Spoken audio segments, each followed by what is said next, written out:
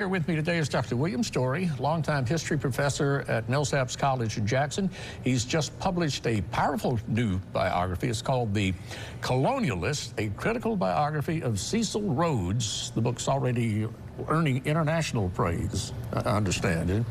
Now, you know, the first thing, tell us who Cecil Rhodes was.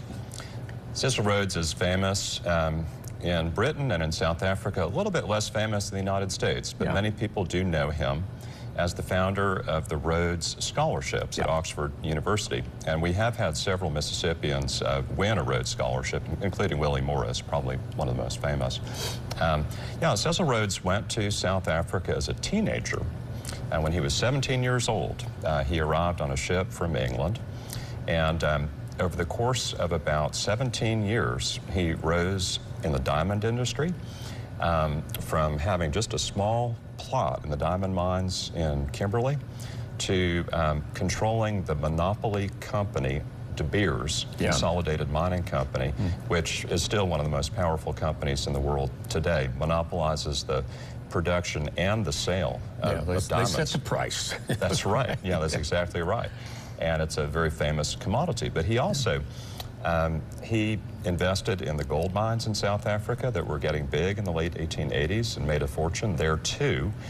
He formed a company that conquered a country.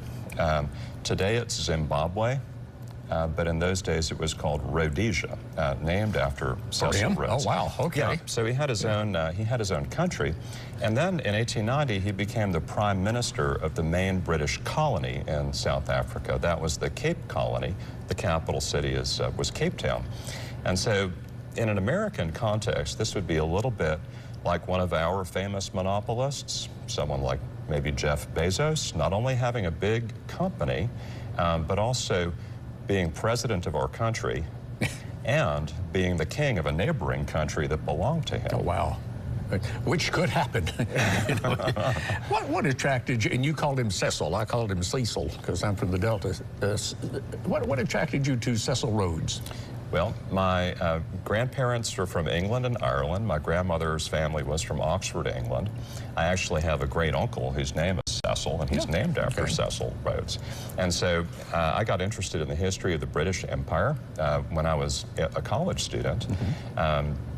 In Cecil Rhodes's lifetime, in the late 19th century, Britain controlled 25% of the Earth's population and about the same percent of the world's land mass. Oh, wow. So Britain is a very small country, but it was very powerful in those days. I became interested in studying about the history of the British Empire, and Rhodes is one of the most famous imperialists. I was also very interested in going to South Africa. If you remember in the 1980s, when I was a college student, there was a big campaign to divest from South Africa on college campuses. There were protests against the apartheid regime that was then falling apart in South Africa. So I was interested in South Africa and the British Empire for some personal reasons. But as part of my studies as a professor, I had been doing research on the history of 19th century South Africa in the late 90s, early 2000s, and I came across Rhodes's papers in the library at Oxford. They're very extensive, and I thought that maybe I could say something new about Cecil Rhodes. I was really interested in environment and technology as part of his story. He owned farms, he designed railroads and telegraphs. Famously, he had an idea, a vision of a railroad and telegraph system running from the Cape all the way to Cairo. It never came to pass, but it is part of his vision, and it's part of what inspired many people to build up the British Empire.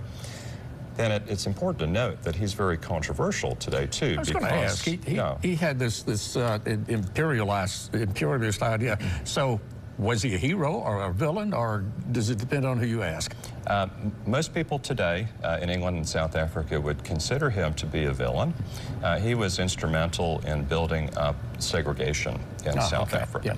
And so as the prime minister, he was responsible for passing some segregationist legislation, and as a business owner, he was responsible for segregating the workforce of De Beers and also of his gold mining concerns. Yeah. Real quickly, we got about like 6 seconds left. The general gist, what are we going to take away after we read your book? What are we going to find out we didn't know before, and what lesson do we come away with? My big, what's the moral of the story? The moral of the story is that our leaders, important people in business and in politics, need to be mindful of the impact of technology and infrastructure, not only on the people who are alive today, but the people in the future who need to deal with the consequences of it. Great. Where can we get your book?